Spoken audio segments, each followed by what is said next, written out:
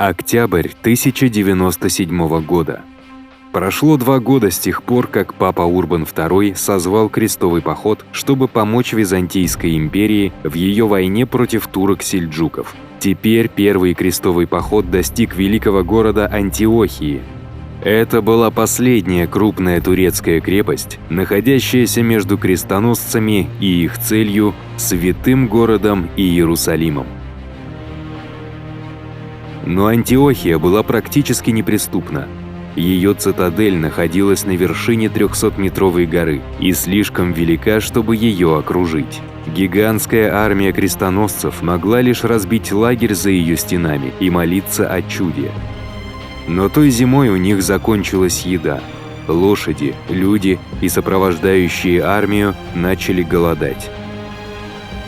По морю продолжали поступать припасы, в основном с контролируемого Византией острова Кипр.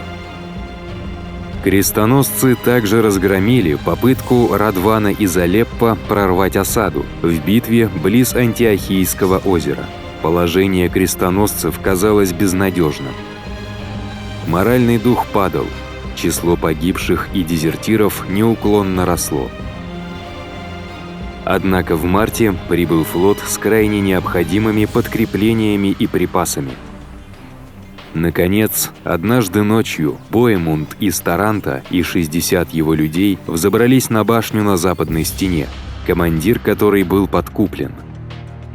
С рассветом люди Боемунда открыли городские ворота, и армия крестоносцев хлынула внутрь.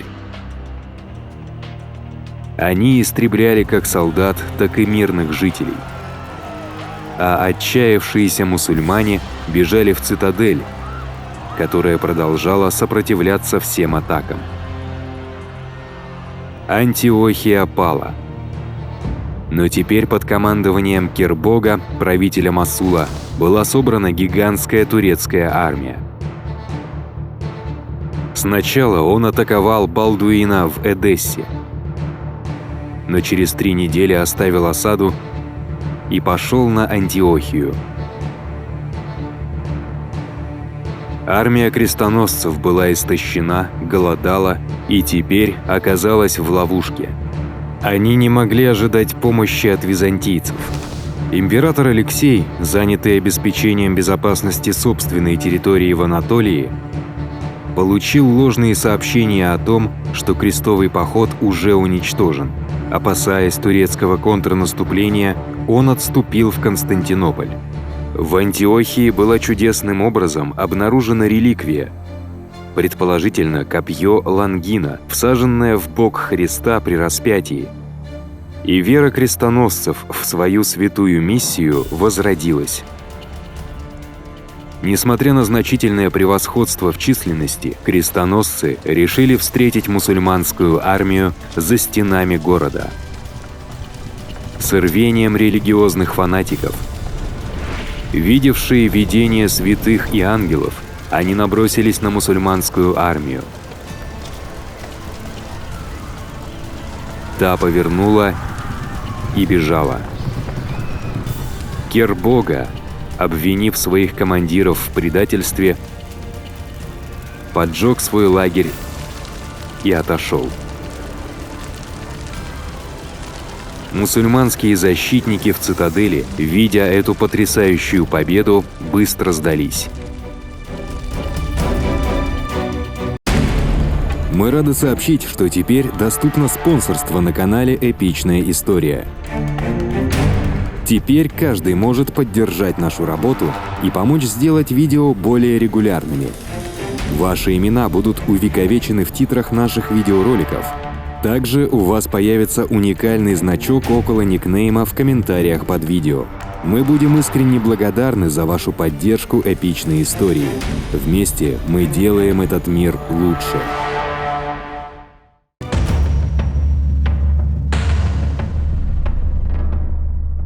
Летом 1098 года войска фатимидов из Египта захватили Иерусалим у турок-артукидов. Аль-Афтал, великий визирь или правитель Египта, считал турок-сельджуков своим главным врагом и даже пытался заключить против них союз с крестоносцами. Но крестоносцы не были заинтересованы в этом. Вместо этого они провели 5 месяцев в окрестностях Антиохии, добывая провиант и споря между собой. Стефан из Блуа и Гуго из Вермандуа уже отступили и вернулись домой. Боемунд из Таранта потребовал для себя бывший византийский город Антиохию, нарушив клятву, данную императору Алексею, вернуть ему эти территории. Боемунд утверждал, что император нарушил клятву первым, не оказав помощи крестоносцам во время осады. Разногласия усугубились после смерти от болезни епископа Адемара Мантельского. Он был духовным лидером крестового похода и объединял всех своим присутствием в Совете. Тем временем крестоносцы устроили жестокую резню мирных жителей в Мааретен-Нууман. Давление, исходящее от рядовых крестоносцев, заставило их лидеров отбросить разногласия и двинуться на юг к Иерусалиму. Кроме Боемунда, который остался в Антиохии, где объявил себя князем. Когда крестоносцы вступили на территорию фатимидов, многие местные правители предложили деньги и припасы, чтобы избежать насилия. Другие деревни были покинуты. Приблизившись к Иерусалиму, они обнаружили отравленные колодцы, вырубленные деревья и загнанных животных. Все, что могло помочь крестоносцам, было уничтожено. 7 июня 1099 года крестоносцы впервые увидели Иерусалим. Многие падали на колени и плакали от радости. Но они столкнулись с серьезной проблемой. Их численность сократилась до 12 тысяч человек. Этого было недостаточно, чтобы окружить город. К тому же у них заканчивалась еда и вода. Иерусалим нужно было брать штурмом.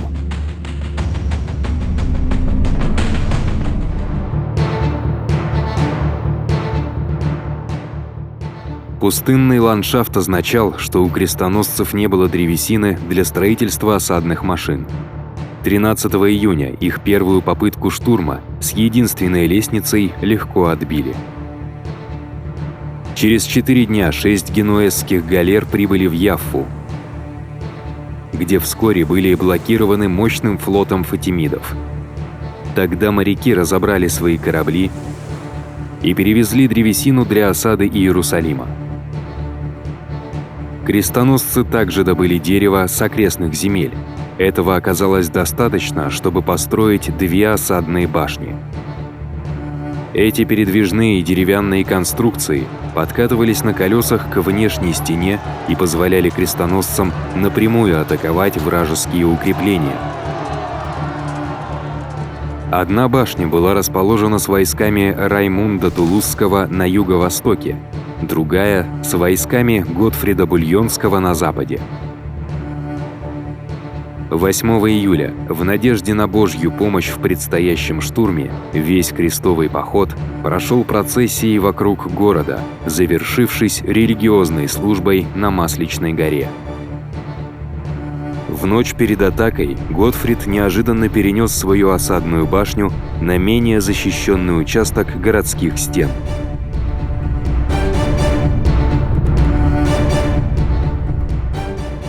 Последний штурм начался 15 июля 1099 года. На севере войскам Готфрида Бульонского удалось с боем пробиться со своей башни на городские стены, создав плацдарм. Вскоре они оказались в городе, и, охваченные религиозной эйфорией и жаждой крови, принялись бесчинствовать, убивая солдат и мирных жителей, евреев и мусульман, женщин и детей.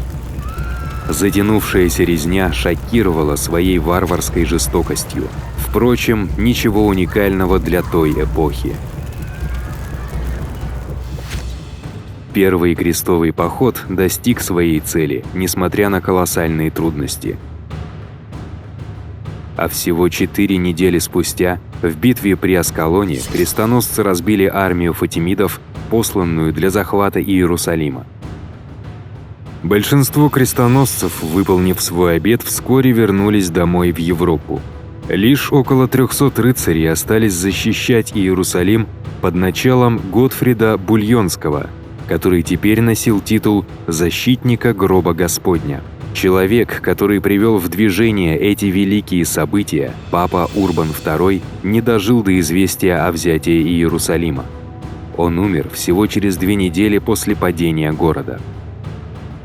Возникшие новые государства крестоносцев, Иерусалимское королевство, графство Триполи, Антиохийское княжество, Эдесское графство, существовали в постоянной опасности, окруженные врагами. И мусульманский мир недолго оставался столь катастрофически разделенным. Вскоре он развяжет свою собственную священную войну против государств-крестоносцев, превратив Святую Землю в поле боя почти на 2 столетия. В ответ на это из Европы начнутся новые крестовые походы, но ни один из них никогда не сравнится с кровавым и впечатляющим успехом первого крестового похода. Спасибо за просмотр. У нас есть телеграм-канал, ТикТок, группа ВКонтакте и Твиттер. Ссылки будут в описании. Подписывайтесь, там мы будем выкладывать интересные материалы по истории, а также сообщать о выходе новых роликов. А если вам понравилось это видео, пожалуйста, подпишитесь на наш канал, поставьте лайк и обязательно поделитесь им со своими друзьями. Отдельная благодарность Кириллу Дрельесу и Дмитрию Емельяненко.